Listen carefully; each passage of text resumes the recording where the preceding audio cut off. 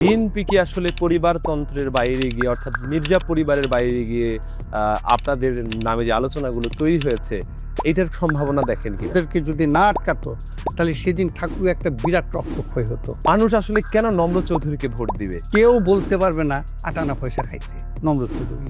আপনি এমপি হয়ে আসলে কি প্রতিশ্রুতি নিয়ে জনগণের কাছে যেতে চান?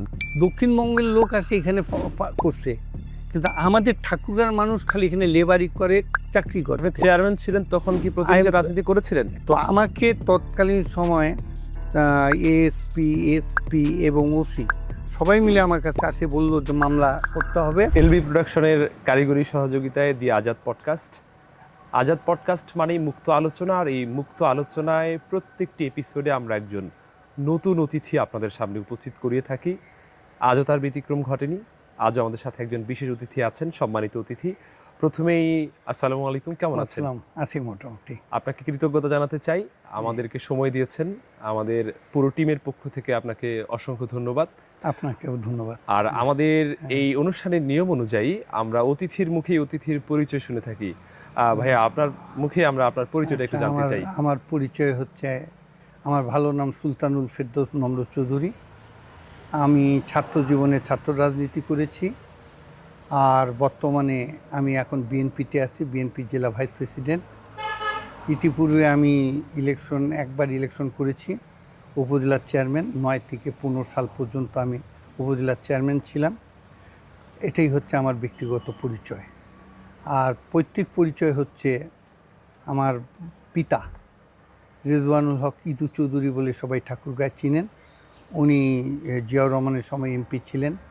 উনি তারপরে দলের দেশের প্রয়োজনে উনি জাতীয় পার্টিতে যোগদান করেছিলেন, এবং জাতীয় পার্টিতে উনি এক পর্যায়ে মন্ত্রী হয়েছেন, এবং মন্ত্রী হওয়ার পর উনি ঠাকুরের উন্নয়নমূলক কাজ করেছেন। আর আরেকটা আমার নানা হাজী মোহাম্মদ দানেশ, সবাই জানেন, প্রখ্যাত রাজনীতিবিদ। উনি হচ্ছেন আমার মায়ের বাবা, আমার নানা। এই তো আমার রাজনৈতিক পরিচয়।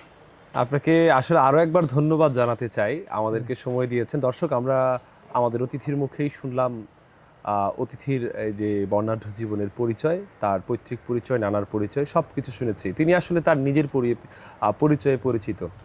আমি এখন তাকে একটু পরিচয় করিয়ে দিতে চাই। তিনি হলেন ঠাকুরগাঁও জেলা বাস মালিক সমিতির সম্মানিত সভাপতি, এবং তিনি 16টা জেলার দায়িত্বে আছেন। তিনি এটি বলেননি, নিজের পরিচয়টুকু বলেননি, আমি বলে দিলাম। তিনি আমার বড় ভাই, যেহেতু আমি আসলে আমার বড় ভাইয়ের পরিচয়টুকু না বললেই নয়। ভাইয়া, আমরা আজ আসলে একটা ভিন্ন বিষয় নিয়ে বসেছি। এই ঠাকুরগাঁও অঞ্চল থেকে উঠে আসা এক রাজনীতিবিদ মির্জা ফখরুল ইসলাম আলমগীর, তিনি আমাদের এই ঠাকুরগাঁও সরকারি কলেজের একজন শিক্ষক ছিলেন। এই শিক্ষক থেকে তিনি এখন মহামান্য রাষ্ট্রপতি হয়েছেন। এটাকে কিভাবে দেখেন? আর তার সাথেও হয়তো আপনি রাজনীতি করেছেন, তার এই আপনার রাজনৈতিক সহকর্মী এখন রাষ্ট্রপতি, বিষয়টিকে কিভাবে দেখছেন? মির্জা ফখরুল ইসলাম আলমগীর উনি সম্পর্কে আমার মামা, এবং বলতে পারেন আমার একজন অভিভাবক। এই কারণে আমার বাপ মায়ের পর যদি আমাকে শাসন করার মতো কেউ থাকেন তাহলে উনি। এই কারণে ওনার যে ইয়েগুলো, মানে ওনার যে দূরদৃষ্টি, এবং উনি যে অভিভাবক হিসাবে যে উনি একজন দায়িত্ববান ব্যক্তি, এটার প্রমাণটা হচ্ছে আমরা যখন বাস আন্দোলন করছিলাম, তখন আপনারা জানেন আমার বন্ধু সুবর্ণ এত মৃত্যুর সঙ্গে যুদ্ধ করছিল। আমি আহত হয়েছিলাম, আমাদেরকে এয়ারক্রাফট বিমানে নিয়ে যাওয়া হয়েছিল। তখন আলমগীর মামা যদি ঠাকুরগাঁ ছাত্রদের, তখন উনি ঠাকুরগাঁ কলেজের প্রফেসর, উনি ঠাকুরগাঁ ছাত্রদেরকে যদি প্রোটেকশন না দিত, ছাত্রদেরকে যদি না আটকাতো, তাহলে সেদিন ঠাকুর একটা বিরাট রক্তক্ষয় হতো। উনি সে ব্যক্তি যিনি আমার শুধু অভিভাবক না, গোটা ঠাকুরগাঁ ছাত্রের অভিভাবক। আর উনি আমার অভিভাবক এই জন্য বললাম যে আমি খুব দুষ্ট ছিলাম, আমি খুব জেদি ছেলে ছিলাম। আমি অনেক সময় রাজনীতি করতে যাই, বাবা মায়ের সাথে ঝগড়া হতো। এই ঝগড়া আলমগীর মামা সকালে এসে আমাকে নাস্তা খাওয়াতো, অর্থাৎ 2-3 দিন আমি নাস্তা খেতাম না।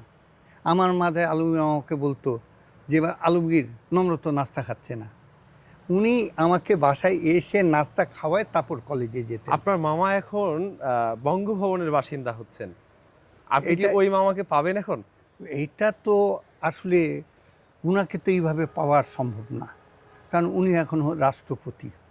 তবে উনি ঠাকুরগাঁর রাষ্ট্রপতি, উনি আমাদের গর্ব, উনি আমাদের অহংকার। নিশ্চয়ই তিনি আর আমাদের ঠাকুরগাঁয়ের কৃতি সন্তান, তিনি আমাদের গর্ব এবং অহংকার। অহংকার। আর এই অহংকার আমি ঠাকুরগাঁবাসীকে অনুরোধ করব, উনি যেন এই অহংকার ধরে রাখতে পারে। এটা শুধু উনার দায়িত্ব না, ওটা ঠাকুরগাঁ বিএনপির দায়িত্ব। আর এই বিএনপির নেতৃবৃন্দকে বলবো, আমরা আগে যতটা সহনশীল ছিলাম এখন তার চেয়ে আরও বেশি সহনশীলতা দেখাবো এবং কাজ করবো সহনশীল হয়ে, তাহলেই উনার মুখ উজ্জ্বল থাকবেন। জি, আপনাকে ধন্যবাদ জানাচ্ছি। সেই সাথে এখন একটা ভিন্ন প্রসঙ্গে যেতে চাই। পারিবারিক জীবনে আসলে আপনারা কয় ভাই বোন? আমরা পারিবারিকভাবে আমরা 4 ভাই বোন। বড় বোন ডাক্তার, তারপর আমি, ছোট বোন এগ্রিকালচারিস্ট, অস্ট্রেলিয়াতে আছেন, আর ছোট ভাই আলিগড় মুসলিম বিশ্ববিদ্যালয় থেকে অনার্স মাস্টার্স করে এখন ব্যবসা করছে। এক কথায় সবাই সফল আমরা জায়গায় এখন আছেন, আছি, সফলভাবে মোটামুটি কাজ করে যাচ্ছেন। মোটামুটিভাবে। রাজনীতির সাথে জড়িত একমাত্র নম্র ভাই? হ্যাঁ, না, রাজনীতিকভাবে জড়িত সবাই? সবাই। আমার বড় বোন সবাই কি জাতীয়তাবাদী রাজনীতির না সাথে না সম্পৃক্ত? না, কেউ মানে এটা ছাত্র রাজনীতিতে কেউ ছাত্র ইউনিয়ন করছে, কেউ বাসদ করছে, হ্যাঁ আমি ছাত্র মৈত্রী করছি। অর্থাৎ আমরা ছাত্র রাজনীতিতে আমাদের বাবা কোনোদিন আমাদেরকে দেন নাই যে তোমাকে এই রাজনীতি করতে হবে। আমরা স্বাধীন ছিলাম, আমরা স্বাধীনভাবে মুক্ত বিহঙ্গে আমরা রাজনীতি করেছি। এই আগামীর যে রাজনীতি, এই রাজনীতিতে কিন্তু ব্যাপক একটা পরিবর্তন এসেছে। রাষ্ট্রপতি হওয়ার কারণে বিএনপির মহাসচিব এবং জাতীয় স্থায়ী কমিটির পদ থেকে কিন্তু পদত্যাগ করে গতকাল 20শে আগস্ট ঠাকুরগাঁয়ের কৃতি সন্তান, যিনি 17 বছর বিএনপির মহাসচিবের দায়িত্ব পালন করেছেন, প্রায় 17 বছর, এই ততদিন বিএনপির দায়িত্ব পালন করেছেন, মহাসচিবের দায়িত্বও পালন করেছেন, 17 বছর নয়। তো তার এই রাষ্ট্রপতির নির্বাচিত হওয়া, ঠাকুরগাঁয়ের এবং বিএনপি থেকে তার সরে যাওয়া, এই বিএনপিতে তার শূন্যতা আসলে কি পূরণ হবে কিনা, কি মনে করেন? মির্জা আলমগীরের বিকল্প আমি ঠাকুরগাঁ থেকে তো দেখি না, বাংলাদেশেও আমি দেখি না। আর আমি আমার জীবনে অনেক মহাসচিব দেখেছি। আমার জীবনে আমি বিএনপিতে 7-8টা মহাসচিব, অন্যান্য দলেও মহাসচিব দেখেছি। মির্জা আলমগীরের মতো ক্যারিসমেটিক ডাইনামিক মহাসচিব, এটা অতুলনীয়। এটা আমি শুধু আমার মামা, আমার ঠাকুরগাঁবাসী বলে আমি বলছি না, আমি একজন রাজনৈতিক কর্মী হিসাবে আমি যতটুকু রাজনীতি করেছি, যতটুকু রাজনীতি দেখেছি, এটা থেকে আমি এতটুকু বলতে পারি, মির্জা আলমগীর অতুলনীয় একজন মহাসচিব। এই তার মহাসচিবের পদ তো এখন নেই, বিএনপিতে মহাসচিবের পদটাও ফাঁকা রয়েছে। সেই সাথে ঠাকুরগাঁও যে এক আসন, যেখান থেকে তিনি নির্বাচিত হয়ে সংসদে গিয়েছিলেন এবং বাংলাদেশ সরকারের স্থানীয় সরকার পল্লী উন্নয়ন মন্ত্রণালয়ের দায়িত্ব পেয়েছিলেন, দায়িত্ব পালন করেছেন 6 মাস। এই বিএনপি সরকারের 6 মাসে মির্জা ফখরুলের রাষ্ট্রপতি হওয়া, ঠাকুরগাঁওয়ে আবার নতুন করে নির্বাচনের একটা আকাঙ্ক্ষা তৈরি হয়েছে। এই যে নির্বাচনের আকাঙ্ক্ষা, এই আকাঙ্ক্ষায় অনেকগুলো নাম সোশ্যাল মিডিয়া এবং বিভিন্ন আলোচনায় তৈরি হয়েছে, যার মধ্যে আমরা আপনার নামটিও শুনছি। এটি আসলে আপনি কি আদৌ নির্বাচন করার জন্য নিজেকে প্রস্তুত করছেন, কিংবা প্রস্তুতি আছে কিনা, বা আপনি নির্বাচন করতে চান কিনা? যে কোনো রাজনৈতিক কর্মী স্বপ্ন দেখে।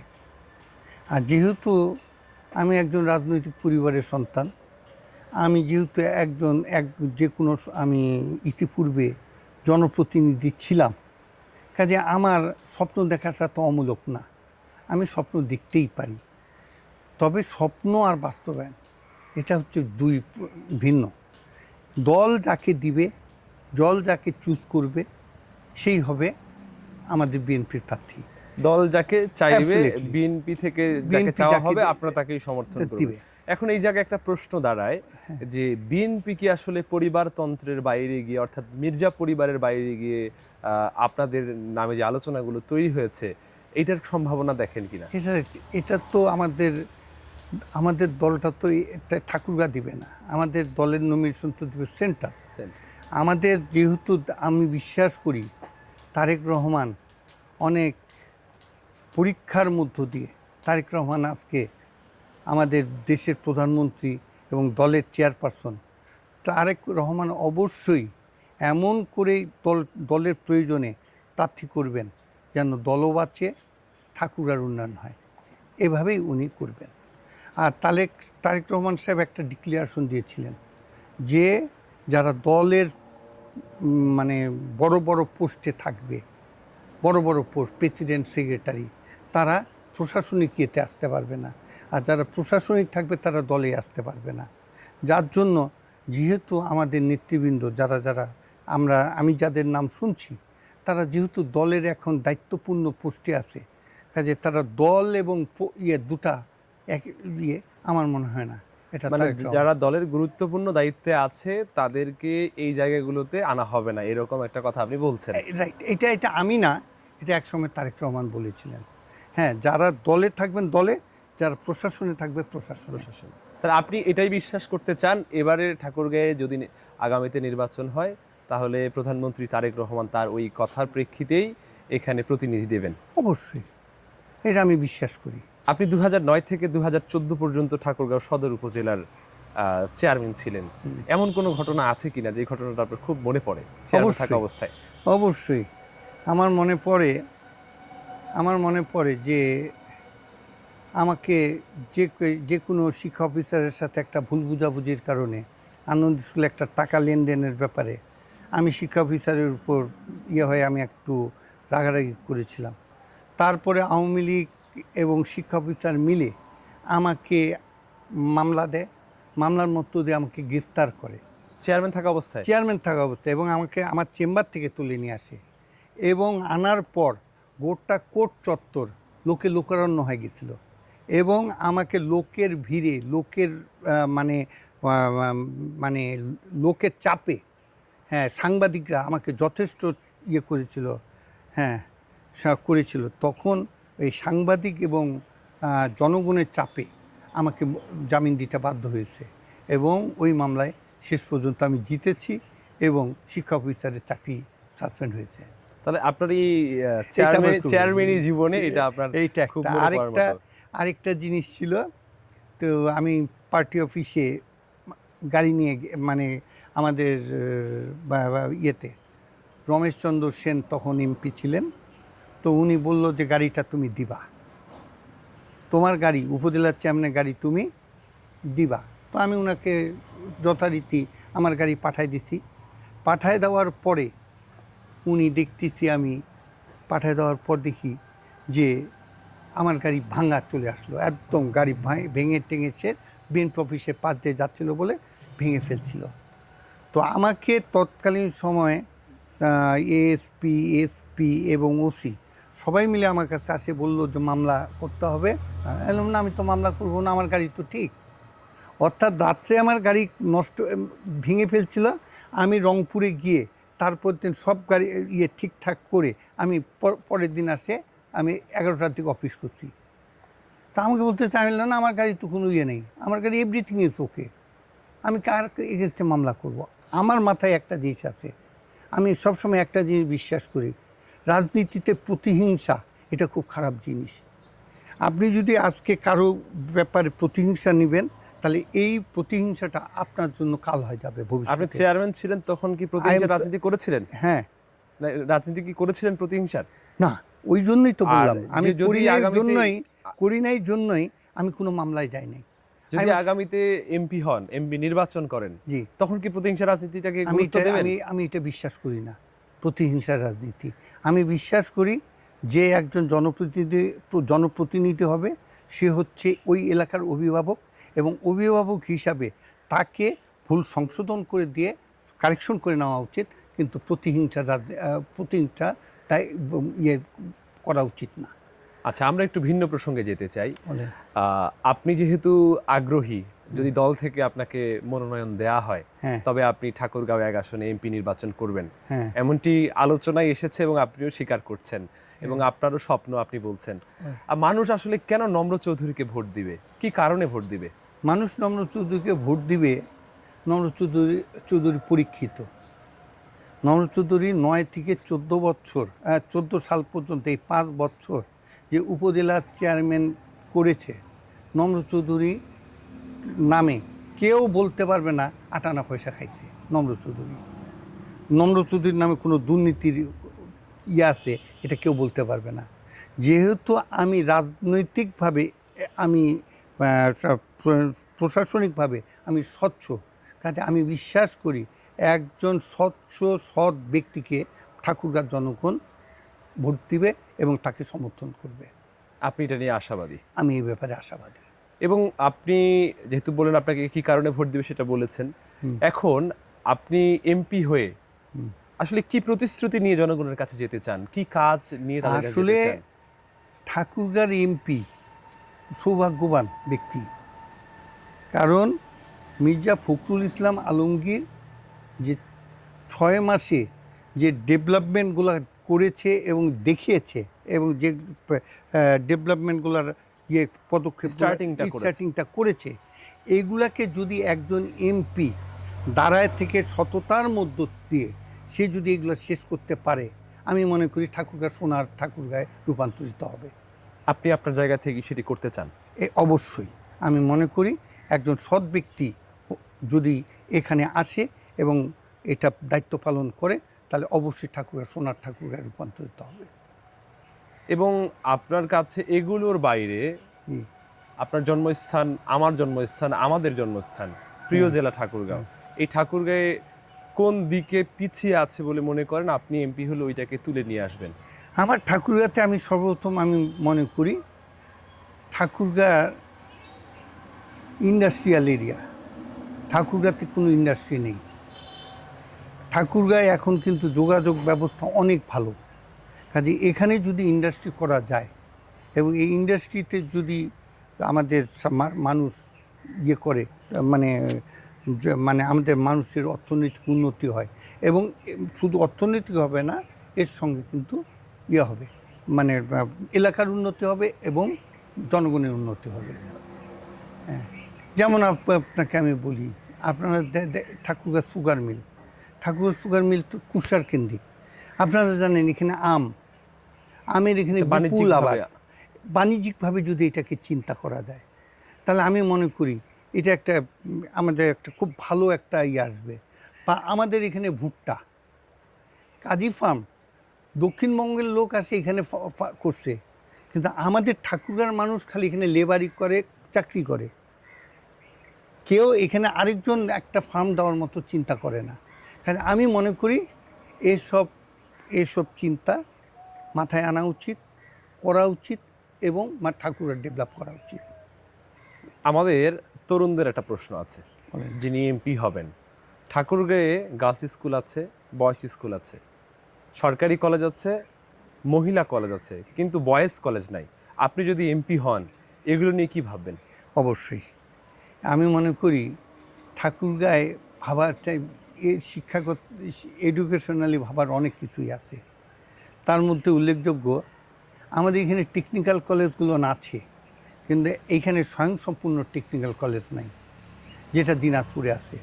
আমি মনে করি এখানে টেকনিক্যাল কলেজ স্বয়ংসম্পূর্ণ মানে একটা ভালো মানে স্বয়ংসম্পূর্ণ টেকনিক্যাল কলেজ হওয়া উচিত। আর তার উপরে আপনাকে তো বলাই যায় যে আমাদের বর্তমান রাষ্ট্রপতি, আমাদের সাবেক মহাসচিব, উনি আমাদের এমপি মহোদয় ছিলেন যিনি, উনি যে কাজগুলো করেছেন এগুলা তো উল্লেখ করার মতো, যে ঠাকুরগাঁতে মেডিকেল কলেজ, ঠাকুরগাঁতে ইপিজেড, ঠাকুরগাঁতে বিশ্ববিদ্যালয়, এই যে কাজগুলো, ঠাকুরগাঁতে এয়ারপোর্ট, এই যে কাজগুলো আমি মনে করি উনি ফখরুল ইসলাম আলমগীর না হয়, এটা যদি আমিও হতাম, এটা আমি আমাকে দিয়েই বলছি, আমিও হতাম, এটা আদৌ সম্ভব হতো কিনা আমার প্রশ্ন।